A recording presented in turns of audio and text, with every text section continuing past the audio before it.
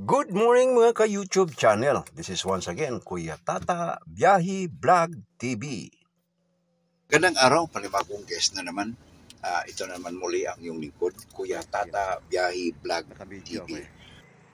Ang guest ko ay sila Mr. and Mrs. Dilarama from Iloilo. Ayan. Si Sir at si Ma'am ay sanay na po talaga magbakasyon. Pumupunta na sila sa iba't ibang lugar, out of the country bakasyon. Kasi alam mo naman yung isang trabaho ng abogado. 3 araw kasi kami nagsama dito sa Davao Sa tuwing nag-uusap kami sa kanila pag magkaroon sila ng bakante sa isang taon at nagsiset up talaga sila ng bakasyon kahit saan. Pilipinas man o out of the country, talagang sanay itong dalawa.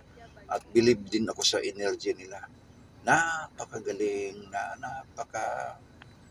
napakasaya kung sasama ka sa kanila talaga.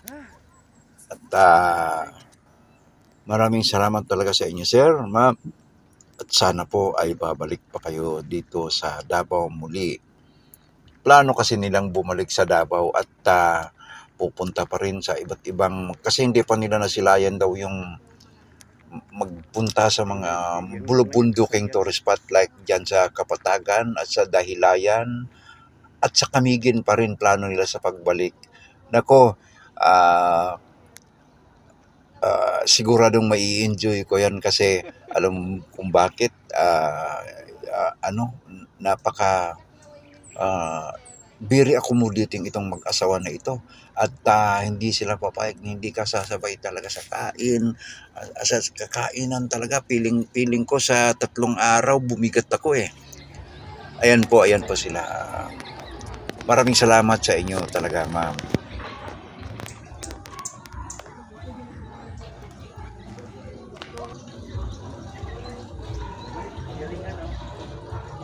Talagang nagproposing din siya.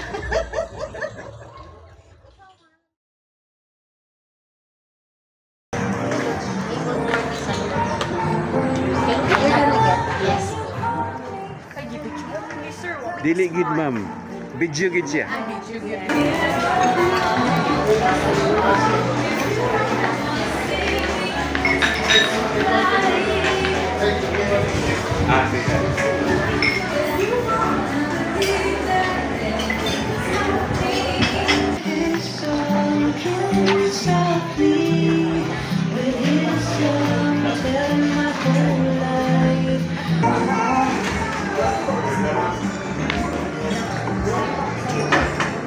Isa sa kasali sa biyahe namin ngayon is ang Apo ni Lola. Ang Apo ni Lola ay isang sikat na rin na pasalubong center dito sa Davao. Ayan, at maraming namimili dito kasi maraming mga durian candies, mga durian bar, ayan, at sa suha at saka durian, marami talaga dito. At meron din silang mga souvenir na mga t-shirt, polo, ayan, si Sir namili na sa kanya. Mga pasalubong para sa mga tauhan daw nila. Kasi dito sila, Sir, ay nakasagawian na talagang kada bakasyon nila sa iba't ibang lugar sa Pilipinas ay pag-uwi meron talaga silang pasalubong. Kasali na yung mga relatives, kasambahay, dinadalan talaga nila. Ito si Ma'am Cheryl, busy sa kanyang mga burluloy na ipapadala din sa kanyang mga tauhan sa opisina.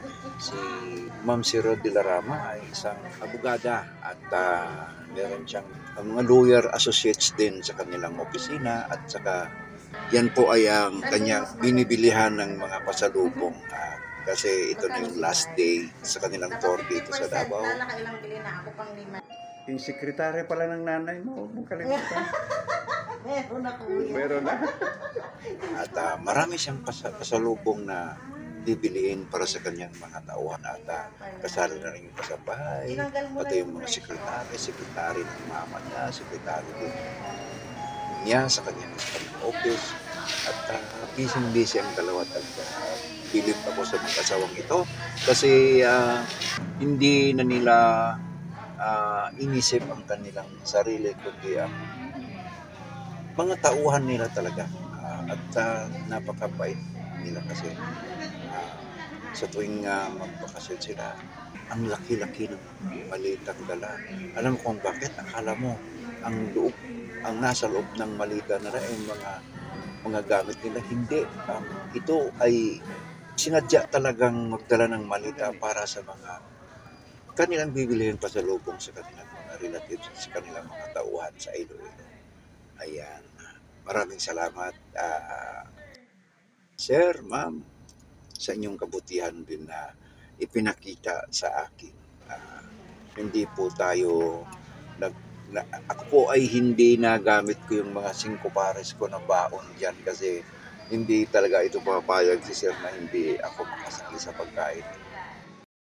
Ayan, tingnan mo yung mga picture namin. Kahit nasaan kumain, nandito, bida talaga ako at saka nako, ang sarap talaga. Ang trato nila sa akin ay isang relatives nila ako. Ayan, napakabait na ito talagang mag-asawang ito. Muli, ito na po yung last na video ko at sana po ay tangkilikin nyo ang aking YouTube channel, ang Kuya Tata Biyahe Vlog TV. Yan lang po, maraming salamat at gabayan po tayo ng buong may kapal. Maraming salamat po. Kung gusto nyong mag-inquire at bumisita sa iba't ibang tourist spot dito sa Samar, mag-inquire lang kayo sa Davao City Package by Kuya Tins. At sa aking Facebook page or Messenger.